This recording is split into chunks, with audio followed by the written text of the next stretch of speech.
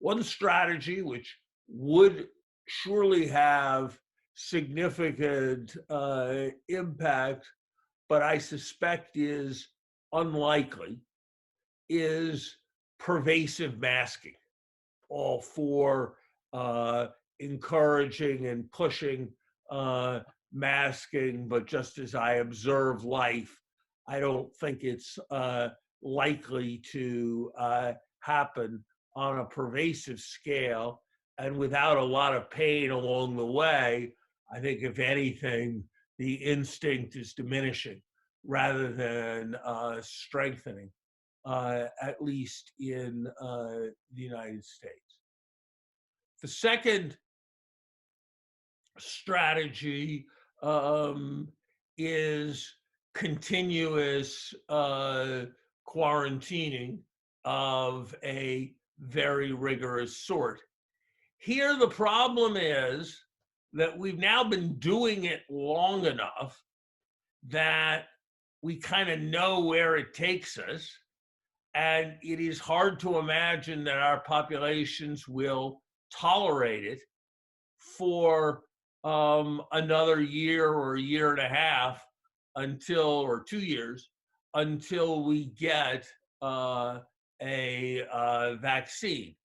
We will do some things. I think it's a long time before 60,000 people are going to crowd together to attend a, uh, a rock concert. There will be more constraints placed within within restaurants. People who play golf will not be handed golf clubs by their caddies. There will be changes, but again, whether they are going to be sufficient to limit the growth seems to me to be quite unlikely. So I think the most plausible strategy is a strategy that is targeted based on very substantial testing, followed by social isolation and rigorous quarantining of those who test positive. There are a set of interviews and or a set of information technology application pursued to realize all who one has come into contact with.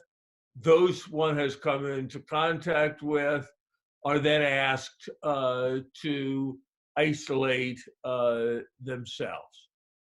Imagine, hypothetically, a world where everybody has a chip that's implanted in their left arm that measures whether they have COVID at every instant.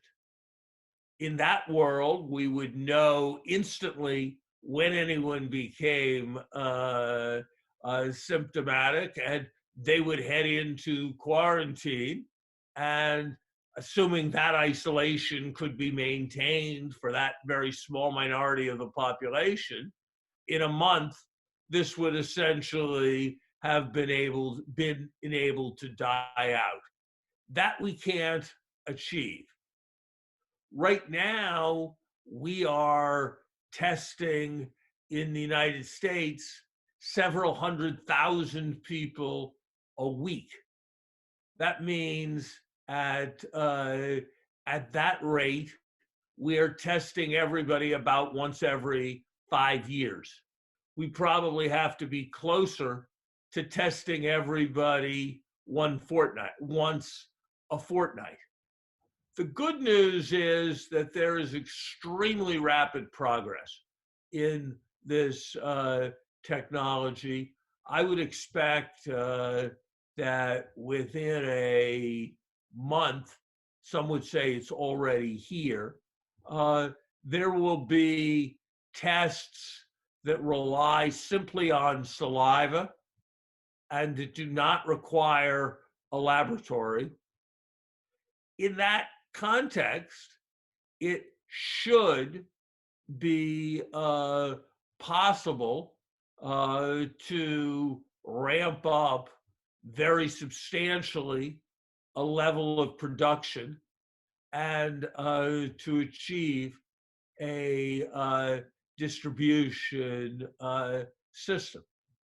The more pervasive the testing, the greater the impact will be, the more safe individuals will feel, and the slower will be the population wide spread. Will it happen? I'm not sure without stronger, better organized public policies that we have on these dimensions, plus some set of dimensions that enable us to track what's happening in the population. One can debate in just what proportions, one can debate in just what way the contact tracing can happen. It seems to me that the number everybody should have in mind, and there must be a corresponding number in Europe, is that this is costing the American economy on the order of $80 billion a week. $80 billion a week. My guess would be that for the European Union as a whole, the number is slightly greater per week. At that price, more than $10 billion a day, anything that represents meaningful progress towards putting this behind us pays for itself many times over.